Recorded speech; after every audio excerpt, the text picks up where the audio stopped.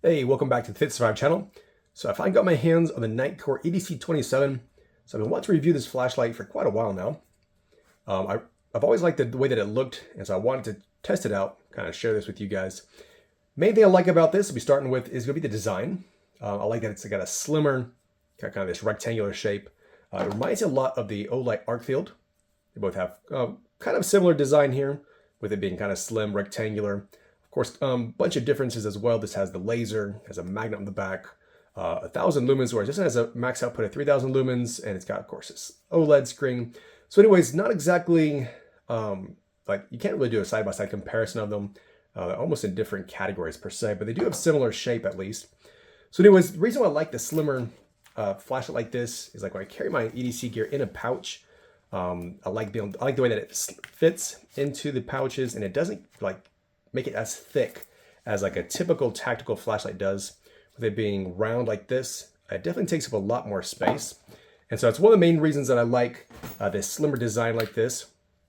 It does fit well into, like, if you're carrying this in your pants, in the front pocket, back pocket. Same thing with the round flashlight. It takes a bit more space in your pocket. You can really feel it. Whereas when you have the slim flashlights, they don't take up as much space, as in like thickness wise, and they're not as obvious in your pocket.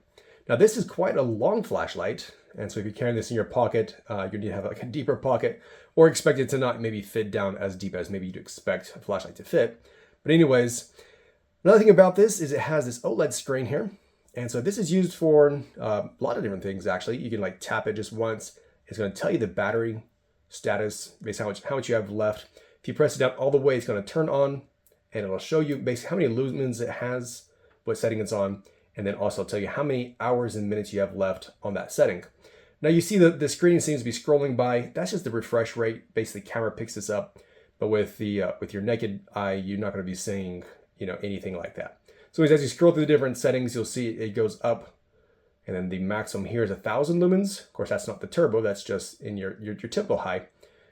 Okay, and so you have the low of the 15. And so anyways, as it shows you the lumens, it also shows you the amount of time you have left on that setting. And so again, it's really cool that it has that basic feature like that. This also comes with, you got the two buttons up top. So this is going to be your typical button for powering it on and for scrolling through the typical settings. And this one over here is for your turbo, and then also for your strobe. And so again, kind of cool that they have that dedicated. Again, it kind of gets rid of the double clicks, the triple clicks. And so I think the past couple of videos, I've been ranting a lot about double clicks and triple clicks. This does have a lockout. It's not quite as convenient as the one on the EDC33, where it's just a slider that you slide up and down to have this locked or unlocked. This does require that you press and hold this down. You turn it on, you hold it down for so long until you see the little button come up, and it'll let you know that it's been locked. And then to turn it off, you basically press this down halfway, and you press and hold it down until, which that didn't work. We can do one more try here. Press and hold it down.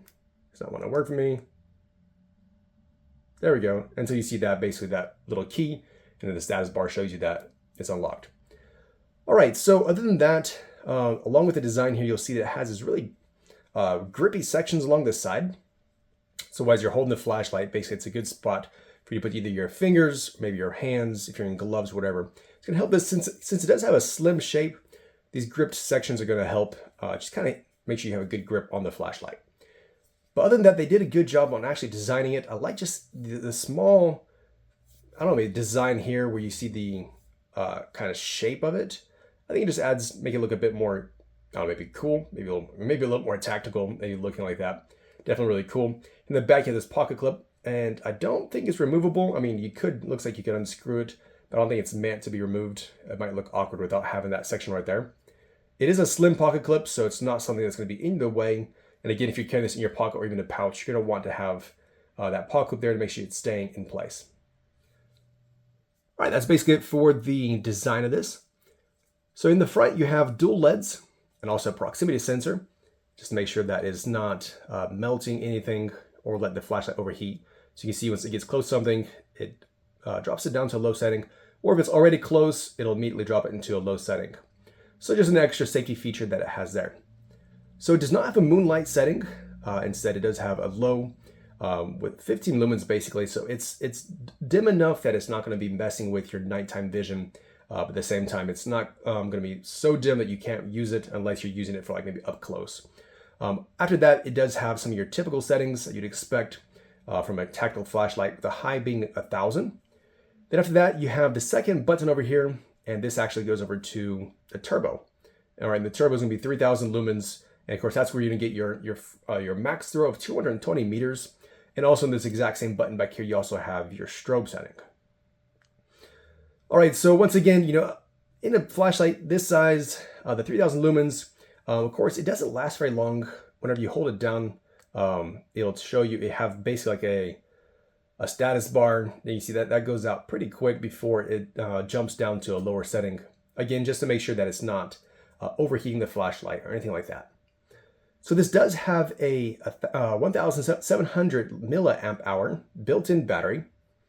So it is not removable, not replaceable. Again, with the design, I'm sure you can understand why it is a non-removable battery.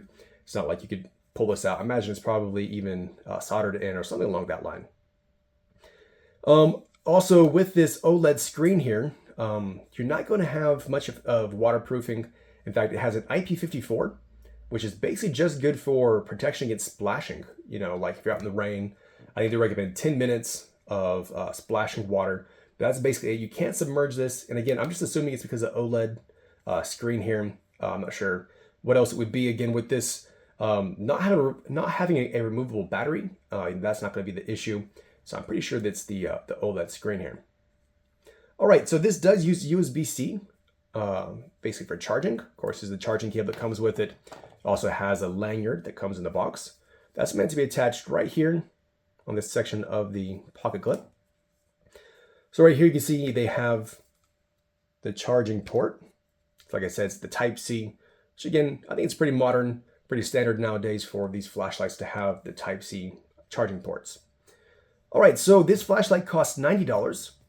So kind of competitive. In fact, I think it's the exact same price as the Olight, or right around the same price.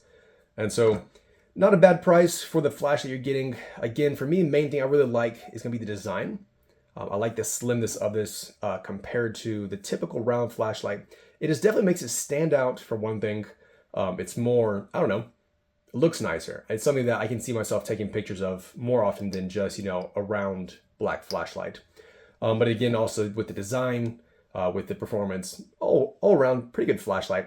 So let me know what you think about this, what you think about the design of it, the shape, if you like slimmer flashlights or if you don't. And let me know what you think. Don't forget to subscribe. Thanks for watching.